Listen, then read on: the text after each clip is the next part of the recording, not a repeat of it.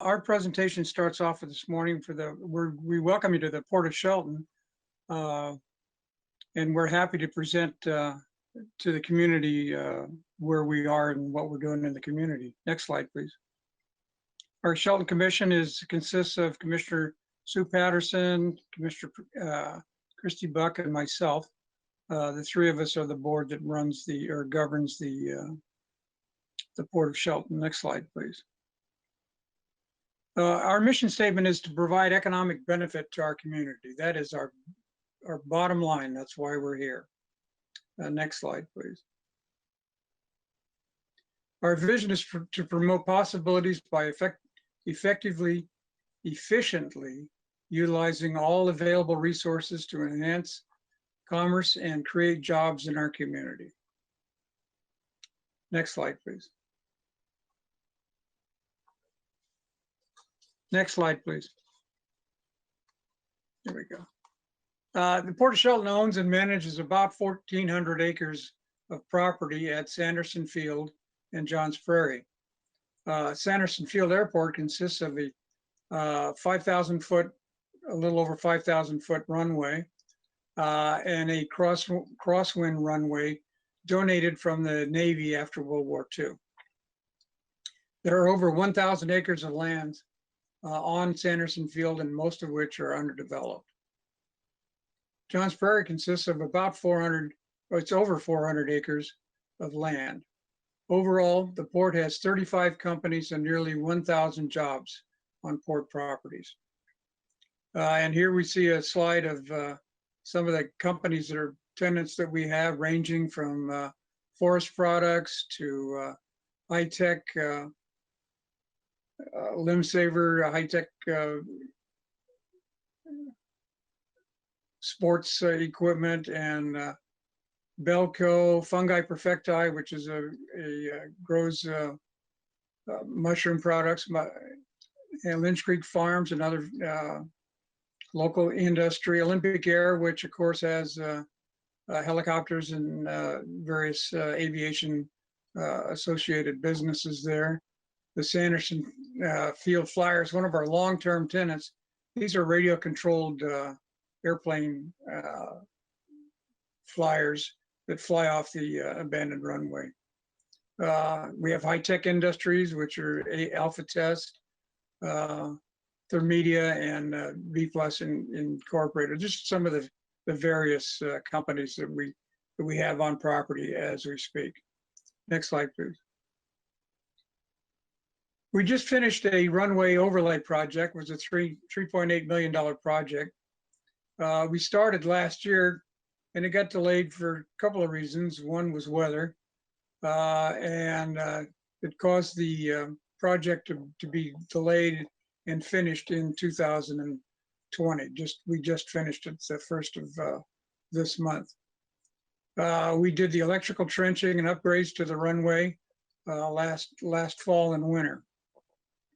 And the project's funded by 90% by the FAA and $150,000 by Washington State Department of Aviation, and then port funds are minimal for such a large project. We pay about 5% in contributing to the cost of this project. Next slide, please. Recently, the Commercial Aviation Coordination Certification, the CAC, was created by the Washington State Legislature because of concerns that SeaTac Airport is reaching its capacity. Phase 1 of this program, develop a short list of 6 airports by January 3rd, 2021 that can be considered to be in the mix for quote, quote, a new SeaTac. Phase 2 is to identify the top 2 airports by September of next year, 2021. Phase 3 is to choose by 6% majority vote of the commission of the coordinating commission a single preferred location by January 1st, 2022. Six Okay. six And preferred Anticipated locations. Awards, the choose by 6% majority vote of the Commission of the Year Coordinated Commission. I don't know where that's coming from. Six preferred locations were to be completed, and a single preferred location will be completed and functional by 2040. Right now, Sanderson Field has been listed in the top 6 fields for consideration for this project. And what we would be considered for is not a commercial SeaTac style airport. What we would do is if an existing airfield that has commercial assets would be expanded to take over the SeaTac load. Commercial aviation, general aviation assets would have to be moved aside. So we would probably be one of the airports that would take these general aviation assets, and they would come to Sanderson Field. All of this, we would not be another SeaTac here, but it would help us in expanding our airport operations, and possibly even expand some of our private aviation and private aircraft for commercial, corporate aircraft would come here, and we could base them out of Shelton. But the whole project is still in progress, but we at Sanderson Field are one of the top 6 at this point. Next slide, please. Partnerships. We're happy to have partnerships throughout the community to operate with at the Port of Shelton. Of course, Oyster Fest over the years has been one of our big ones. This is a shot of Oyster Fest on the decommissioned runway. We have also there, we have car clubs that come in and do, there's a high-end sports cars that come in and drive on that runway. We partner with Puget Sound Enduro Riders, a motorcycle group. And over the years, we've operated with and worked with Ed Shadle and Jesse Combs from American Eagle. Unfortunately, both have passed on now, but American Eagle was a converted fighter jet into a land speed vehicle. And Jesse is a well-known TV personality, and they tested that car at the car's engines at Sanderson Field for a number of years.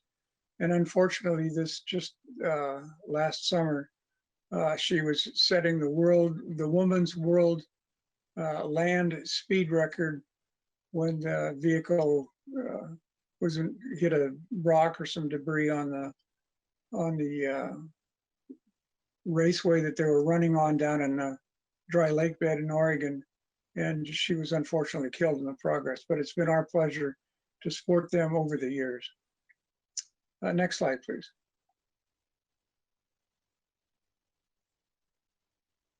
Next slide, there we go. Well, thank you very much for allowing us to talk to you this morning. We look forward to moving forward with the community in developing and providing opportunities for possibilities of commercial expansion and commercial growth here in the Mason County community. Thank you very much. Thank you so much, Commissioner Taylor. We did have a couple of questions come through from our participants today, so I'll go ahead and ask you those. Okay. The first is there a change in plans for airport construction due to less air travel because of environmental concerns? No, not at this point. Okay. And the other question we have is also about the airport, asking what are some of the advantages that Port of Shelton has that might move them into the top 2 airports? Well, first of all, we are already designated as the go-to field for Western Washington in the case of a catastrophic event where tsunamis would occur or earthquakes or what have you, and where the coastal areas could be inundated, and we would be the sender base for that because our airport is based on, it's not a landfill airport, it's on bedrock, and it is a solid base for that. So we look for that. We have that already. We also have some space. We can extend our runway out probably another 1,000, over 6,000, to be over 6,000 feet relatively easily. We have some land that we can use, and we'd have to purchase a little bit more, but that's in our pocket. We can do that, and that's in our plan to do that eventually anyway. Thank you so much, Commissioner Taylor. At this point, we don't have any other questions. However, if folks do send something through during the remainder of the webinar, we'll bring those up and make sure those get to you. Thank you.